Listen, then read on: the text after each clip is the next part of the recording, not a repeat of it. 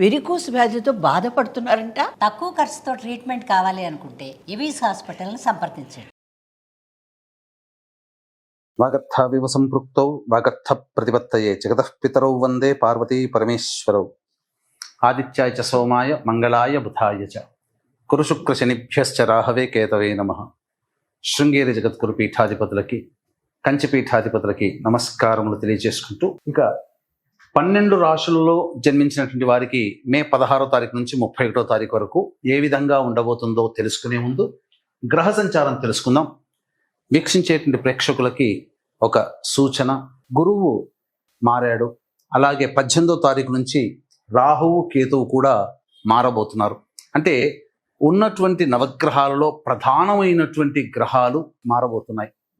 కాబట్టి ఆల్రెడీ ప్రేక్షకుల్లో వివిధ రాశుల్లో జన్మించినటువంటి వారికి చాలా మౌలికమైనటువంటి మార్పులు ఏప్రిల్ నెల నుంచే ప్రారంభమయ్యాయి. ముఖ్యంగా ఈ మే నెలలో 16 నుంచి 31వ తారీఖు వరకు ఎలా ఉండబోతుంది అనేటువంటి విషయాన్ని తెలుసుకునే ముందు గ్రహ సంచారం తెలుసుకుందాం. మేషంలో బుధుడు, అలాగే వృషభంలో రవి, మిథునంలో గురువు, కర్కాటకంలో కుజుడు, అలాగే 18వ తారీఖు నుంచి కేతువు సింహంలో, రాహువు కుంభంలో. ఇక చూసుకున్నట్లయితే వెరసి ప్రధానంగా 3 గ్రహాల కలయిక మీనరాశిలో, శుక్రుడు శని రాహు యొక్క కలయిక. ఇది ప్రధానంగా గమనించదగినటువంటి విషయం. మే 16వ తారీఖు నుంచి 31వ తారీఖు వరకు వృషభ రాశిలో జన్మించినటువంటి వారికి ఏ విధంగా ఉండబోతుందో తెలుసుకునే ప్రయత్నం చేద్దాం. రాశిలోనే ప్రధానంగా రవి స్థితి పొంది ఉండడం, ఈ కారణం చేత ప్రధానంగా ఉద్యోగ సంబంధమైనటువంటి వ్యవహారాల్లో ఉన్నటువంటి వాళ్ళకి కార్యహాని, తలపెట్టినటువంటి పనులలో ఆటంకాలు అనేటువంటివి ఉంటాయి. ఇక ప్రభుత్వ పరంగా పనిచేస్తున్నటువంటి ఉద్యోగస్తులు జాగ్రత్తలు పాటించండి. ప్రభుత్వంతో లావాదేవీలు కానీ, ప్రభుత్వంలో పనిచేస్తున్న ఉద్యోగస్తులు కానీ జాగ్రత్తలు పాటించండి. మీది కాని పనిని మీ మీద వేసుకోవడం వల్ల సమస్యలు తెచ్చుకుంటారు. ముఖ్యంగా మీరు చేయనటువంటి పనికి అవమానాలు పడాల్సినటువంటి పరిస్థితి ఏర్పడబోతుంది.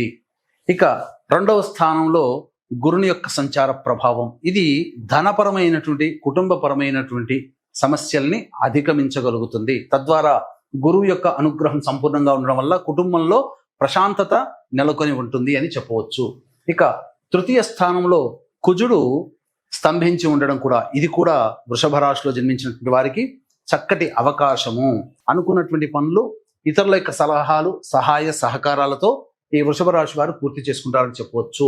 ఇక 4థంలో ఉన్నటువంటి కేతుగ్రహ ప్రభావము, దశమంలో ఉన్నటువంటి రాహు యొక్క ప్రభావము తలపెట్టినటువంటి కార్యంలో కొన్ని ఆటంకాలు అనేటువంటివి సూచించబోతున్నాయి. కాబట్టి జాగ్రత్తలు పాటించాలి.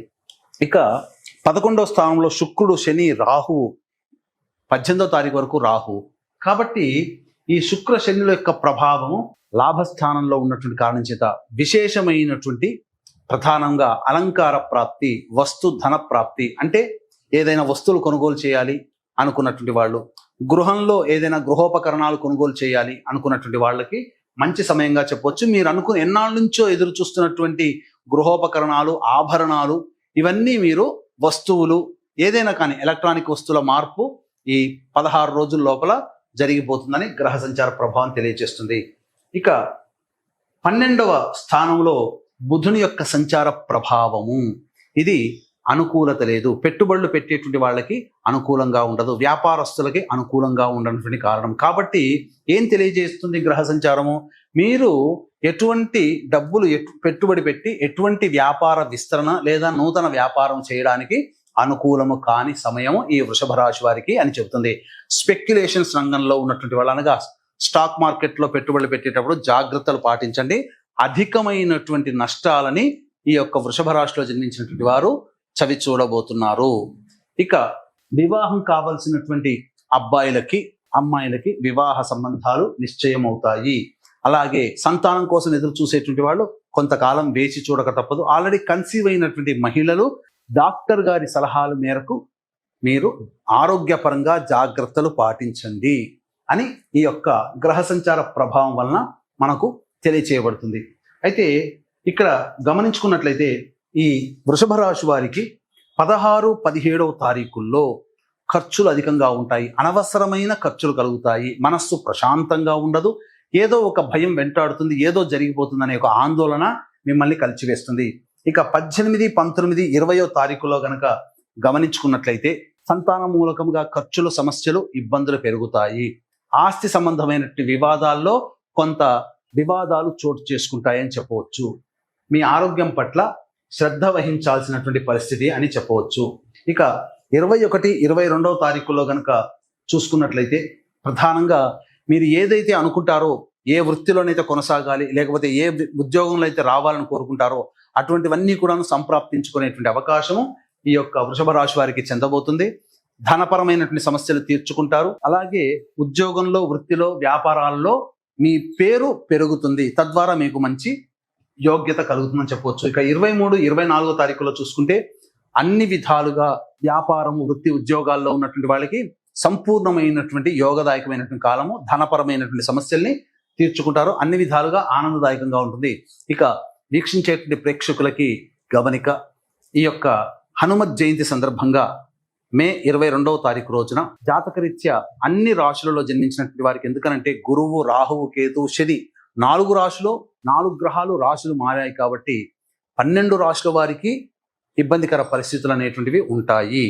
ముఖ్యంగా వృషభ రాశి వారికి కొంత సమస్యలు అనేటువంటివి ఉంటాయి. కావున ఈ యొక్క హనుమత్ జయంతి సందర్భంగా మన్యసూక్త హోమము, అలాగే శనీశ్వర హోమము, అఘోర పాశుపత మంత్ర హోమం, వివాహము, విద్య, ఉద్యోగము, దాంపత్యము, సంతాన సమస్యలకి వివిధ రకాల హోమాది కార్యక్రమాలు అనేటువంటివి సర్వదోష నివారణ పూజల హోమాల్లో భాగంగా చేయించడం జరుగుతుంది. ఈ కార్యక్రమంలో గోత్రనామాదులు నమోదు చేసుకున్నటువంటి వాళ్ళకి శంకరుంగలి మాల అనేటువంటిది ఇవ్వడం జరుగుతుంది. ఇది ధరించడం ద్వారా పాజిటివ్ ఎనర్జీ పోతుంది, ఆ పాజిటివ్ ఎనర్జీ ఉంటుంది, నెగిటివ్ ఎనర్జీ పోతుంది. ముఖ్యంగా వాహనాన్ని నడిపేటప్పుడు వాహన ప్రమాదాలు చోటు చేసుకోకుండా ఇది కాపాడగలుగుతుంది. అలాగే సరస్వతీ నది పుష్కరాల సందర్భంగా మే 26వ తారీఖు రోజున అమావాస్య సోమవారము అత్యంత మహిమాన్వితమైనటువంటి రోజు. ఆ సరస్వతి పుష్కరాలు ఆఖరి రోజు. సరస్వతీ నదీ తీర ప్రాంతంలో తండ్రి వైపు, తల్లి వైపు 3 తరాలలో మరణించినటువంటి వారి ఆత్మతృప్తి కోసం పిండ ప్రధాన కార్యక్రమం, తర్పణాది కార్యక్రమాలన్నింటినీ చేయించడం జరుగుతుంది. అవకాశం ఉన్న వాళ్ళు కార్యక్రమం తదనంతరం కాంటాక్ట్ చేసి మీ గోత్రనామాదులు నమోదు చేసుకోవచ్చు. ఇక 25, 26వ తారీఖులో కనుక చూసుకున్నట్లయితే ప్రధానంగా వ్యాపారంలో నష్టములు, అలాగే స్టాక్ మార్కెట్లో పెట్టుబడి పెడితే నష్టములు, ఏదైనా మీరు ఇన్వెస్ట్మెంట్ చేసిన దాంట్లో నష్టాలని చవి చూస్తారు. ధనపరంగా అనేక నష్టములు అనేటువంటివి ఉంటాయి కాబట్టి జాగ్రత్తలు పాటించండి. దూర ప్రాంత ప్రయాణాలు జరిగేటువంటి అవకాశాలు గోచరమవుతున్నాయి. ఇక 27, 28వ తారీఖులో కనుక చూసుకున్నట్లయితే ఉద్యోగ సంబంధమైనటువంటి విషయాల్లో కొంత అభద్రత అనేటువంటిది ఉంటుంది. ఏదో జరిగిపోతున్న ఒక భయాందోళన ఉంటుంది. పాత పనులన్నీ కూడా పూర్తి చేసుకుంటారు. విందులు, వినోదాల్లో కుటుంబ సభ్యులతో ఆనందంగా పూర్తి చేసుకుంటారు. బాధ్యతల్ని పూర్తి చేసుకుంటారని చెప్పవచ్చు. ఇక 29, 30వ తారీఖులో కనుక చూసుకున్నట్లయితే ధనపరమైనటువంటి సమస్యలన్నీ కూడా తీర్చుకుంటారు. కాకపోతే కుటుంబ సభ్యుల ప్రేమని పొందలేకపోయామనేటువంటి బాధ ఆ 2 రోజుల్లో మిమ్మల్ని కలిచివేస్తుంది. 31వ తారీఖులో కనుక చూసుకున్నట్లయితే అన్ని విధాలుగా ఆనందదాయకంగా ఉంటుంది. సమయానికి సహాయ సహకారాలు మీకు కలిసి వస్తాయి. తద్వారా ఆనందకరమైన జీవితం, రాని బాకీలు వసూలు అవుతాయని చెప్పవచ్చు. ఇక ఈ యొక్క వృషభ రాశిలో జన్మించినటువంటి మహిళలకి బాధ్యతలు పెరగడమే అనే తప్ప అన్ని విధాలుగా ఆనందదాయకంగా ఉంటుంది. ఇంతకుముందు మిమ్మల్ని అవమానించిన వాళ్ళే మిమ్మల్ని పిలిచి సాదరంగా మిమ్మల్ని గౌరవిస్తారు, మీ మాట వింటారు. ముఖ్యంగా కుటుంబంలో మీ మాటకి విలువ పెరుగుతుంది. మీ మాట తూచా తప్పకుండా అందరూ పాటిస్తారు. అన్ని విధాలుగా మీకు సహాయ సహకారాలు తోడుగా, నీడగా మీ కుటుంబ సభ్యులు ఉండడం వల్ల ఆనందకరంగా జీవిస్తారు. కాకపోతే బాధ్యతలు పెరగడము, శారీరక శ్రమ, మానసిక ఒత్తిడి అధికంగా ఉంటుందని చెప్పవచ్చు. ఇక ఈ యొక్క వృషభ రాశిలో జన్మించినటువంటి వారు పలు సమస్యల నివారణార్థమే ప్రతిరోజు కూడా సూర్యుడికి నమస్కారం, సూర్యాష్టకం 6 సార్లు పారాయణం చేయడం, కాలభైరవాష్టక పారాయణం చేయడం అనేటువంటిది ప్రధానంగా గమనించాల్సినటువంటి అంశము. ఎందుకనంటే ఈ యొక్క సంబంధించినటువంటి కాలసర్పదోషములో అన్ని గ్రహాలు ఉండబోతున్నాయి.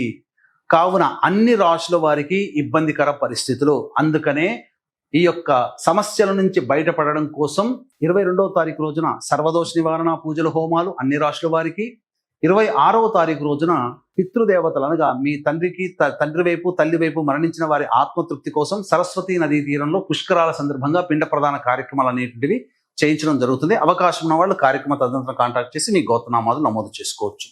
సర్వం శ్రీ ఉమామహేశ్వర పరబ్రహ్మార్పణమస్తు.